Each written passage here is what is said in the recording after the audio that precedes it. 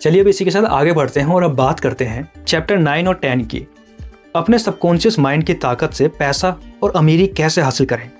लेखक का एक दोस्त हर साल लगभग $75,000 कमाता था, यानी कि करीब 55 लाख रुपए। एक बार वो दुनिया घूमने के लिए 9 महीने की लंबी छुट्टियां लेकर एक क्रूज पर चला गया। उसने जमकर पैसे खर्च करे और खूब ज़्यादा मजे किए। जब वो काम पर वापस लौटा तो उसने एक बात नोटिस की, उसके कई साथी एम्प्लॉय ऐसे थे जिन्हें बिजनेस की उससे ज़्यादा समझ थी और वो उससे ज़्यादा बेहतर काम भी कर सकते थे। फिर भी वो छोटे पद पर ही थे और कम सैलरी पा रहे थे। ऐसा क्यों था? क्योंकि उन्हें अपनी सबकॉन्शियस माइंड की ताकत के बारे में ना तो उन्हें सही जानकारी थी और ना ही कोई खास दिलचस्पी। उनके बड़े सपने नहीं थे। ऐसे लोग ना नकारात्मक सोच से भी काफ़ी ज़्यादा दूर रहते हैं। सच तो ये है कि सिर्फ सोच लेने से कोई भी इंसान रातों रात अमीर नहीं बनता। इसके लिए आपको अपने सबकॉन्शियस माइंड में और अलग विचार डालने होंगे। उसे मोटिवेट करना पड़ता है। उसे बार बार बताना होगा कि आप अमीर हैं, आप मुनाफा कमा रहे हैं, और फिर आपका सबकॉन्शियस माइंड जो नए आइडियाज़ आपको देगा उन पर आपको काम भी शुरू करना होगा। सबसे ज़्यादा ज़रूरी बात, आप जो बोल रहे हैं उस पर खुद भी पूरा भरोसा करें, क्योंकि सबकॉन्शियस माइंड तभी किसी विचार को अपनाता है जब आपका कॉन्शियस माइंड भी उसे मान ले। अगर आपको ज़्यादा पैसा कमाने की सच में इच्छा ही नहीं है तो असफलता की जो शुरुआत है वो यहीं से शुरू हो जाती है। सबसे पहले अपने मन से ये वाली सोच निकाल दीजिए कि पैसा सारी बुराइयों की जड़ है। अगर आप पैसे को बुरा मानकर उससे नफरत करेंगे तो वो आपकी ज़िंदगी में कैसे आएगा? जिससे नफरत करेंगे वो आपसे दूर ही रहेगा।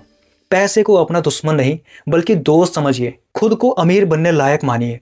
अक्सर जो लोग पैसे की बुराई करते हैं वो किसी ना किसी आर्थिक परेशानियों से गूंज रहे होते हैं।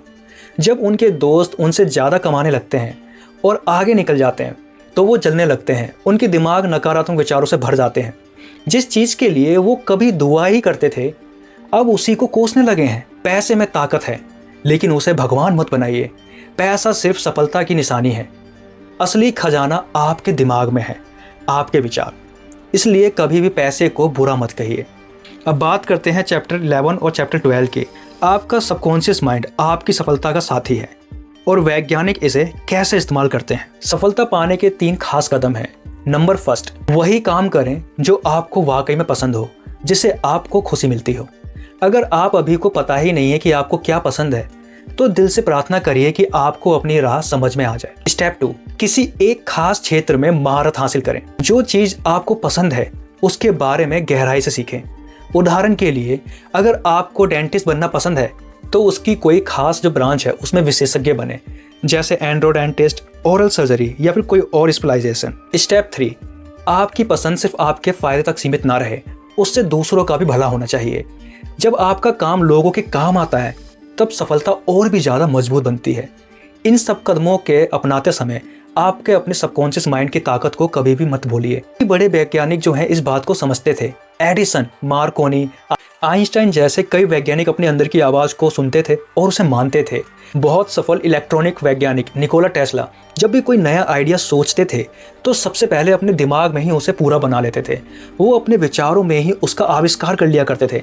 उन्हें पता था कि सबकॉन्शियस माइंड की मदद से वो जो भी चाहते हैं उसे बना सकते हैं। उनका दिमाग इतना ज़्यादा एक्सपर्ट था कि किसी भी डिज़ाइन को असल में बनाने से पहले ही वो अपने होने वाले जो गलतियां थी ना उन्हें पहली नज़र आ जाती थी। इसलिए वो पहले ही डिज़ाइन को सुधार लिया करते थे, जिससे उनका समय और पैसा दोनों बच जाता था।